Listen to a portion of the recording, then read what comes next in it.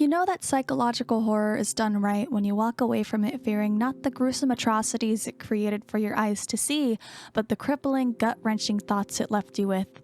You stare into the blackness of the scrolling credits, the void mirroring your psyche and soul. Everything pieces together. Both that story of fiction and of your own. The faces you met on this journey take a new shape, but still familiar. They're ones who have come and gone throughout your own life, ones you may wish to see again or despise ever knowing. Or perhaps they overlap with the features you have to see every morning as you brush your teeth and comb your hair for another grueling day through it all. More faces come and go, and the only one you know you'll see tomorrow is your own, whether you like it or not. And then there's the horse. Peter, the horse is here. I am, in fact, talking about Mouthwashing, a game developed by Wrong Oregon and published by Critical Reflex on Steam. While I've experienced an abundance of surreal existential horror stories within my time, Mouthwashing invoked something new in me, and I think it could in you too. That's why I felt like this game was the perfect way to start my Why You Should Experience series. Now, don't get this confused with the review. My goal is to convince you why you should experience a piece of media and inform you on what to expect from it. I'm just a Cabbage, and my goal is to make art of all genres, mediums, and qualities less daunting and more accessible to the general public because art is for everyone and there's so much to gain from it. To start things off, what is Mouthwashing about exactly? You are the captain of the Tulpar, one of many cargo ships traversing across the galaxy. Your crew consists of Jimmy, Anya, Daisuke, Swansea, and Curly, and you are all fellow employees of the Pony Express. Before meeting any of these people, you are instead met with the grim reality of a singular event. The ship is going to crash. And this act is what I call the center of the storyline.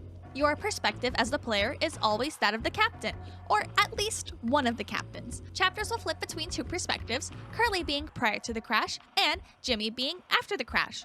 Jimmy was once co-pilot to Captain Curly, but after an accident caused by the crash of the Tulpar, Curly was unable to carry out his duties due to growing into his Powerpuff Girls body. So, Jimmy took the torch, stepping up from co-pilot to newly appointed captain. If looking at the sausage man held together by gauze isn't enough of a stark reminder for you, let me remind you directly. This is a psychological horror game. So, of course, there are dark and gruesome themes. Don't worry, I'm not going to spoil anything for you. The point of this series is for me to inform you on every detail possible without spoilers to not only gauge your interest, but warn you on what sort of journey you are signing up for, including its themes. Content warnings include violence, body mutilation, gore, not like gushing blood, but there's body mutilation, so there's gonna be gore, implications of sexual abuse, and the fucking horse. The fucking horse. If these are sensitive subjects for you to experience, I suggest for you to consider what your limits are at this moment and or what environment you can foster to make the experience more comfortable for yourself. If you're interested but worried about your current headspace in any way, this game could be something to put on your backlog for a better day. The game's humor, tension, and pacing is incredibly streamable if these are themes you can stomach, but again, if any of these subjects are sensitive for you, I would suggest experiencing it alone or in the comfort of trusted friends on your first play. Don't feel bad if you need to wait or set up a comfortable environment for yourself. While the point of horror is to feel uneasy, if you go into it already not feeling well, you're not gonna have fun feeling uneasy. If you don't want to play alone, I promise you it's still gonna hit, speaking from experience. I'm Stinky Dum Dum, tried to start playing by myself, but then I got jump scared by a horse in a t-shirt when I opened a door. So I went into a private server and said in general chat, please, just anybody sit and play this with me, please. I'm just shell-shocked here, please. Like, I was just begging for company so I wouldn't pussy out of playing this fucking game.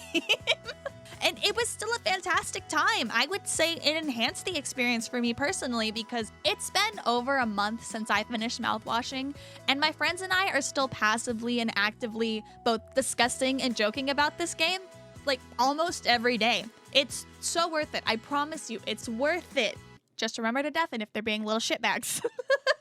Now, yes, I know what I have done up to this point is pretty standard.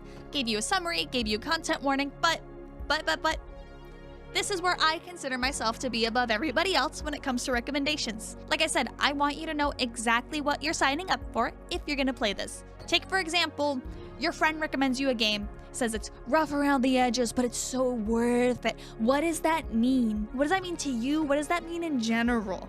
Is the gameplay grueling? Is the game gonna be too long for you to power through that? Is there even enough substance in the game's narrative to justify any of that? Is it at least fun or insightful?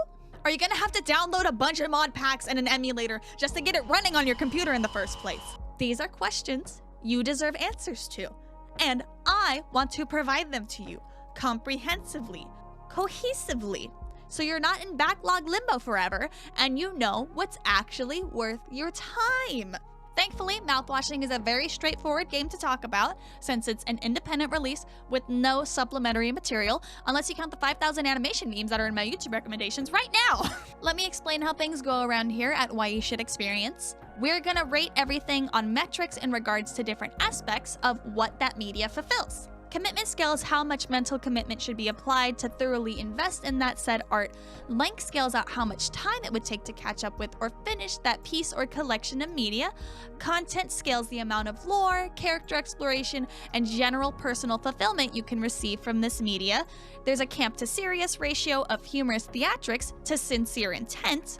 And there's also face value to interpretive, which is the ratio of how much of the story is readable without a deeper analysis versus how much needs to be read between the lines. There's also accessibility, which scales out how attainable the media itself is digitally and or physically through official and or fan releases. Examples, fan translations and emulation, while also considering how difficult it may be to navigate those available methods. So, commitment for this game. I would scale it about a 4. Exploration sections are very easy, as long as you're able to apply basic logic like X make thing break, yay! You're good there. Puzzles are high stress though, and they will require mental engagement beyond the problem solving. Warning, take a piss before you start this game. Take another pee break every couple in-game days. Your crusty gamer chair will thank me later. Length, I would scale at a 1. It's a perfect game for one sitting, ranging about like 2 to 4 hours of gameplay.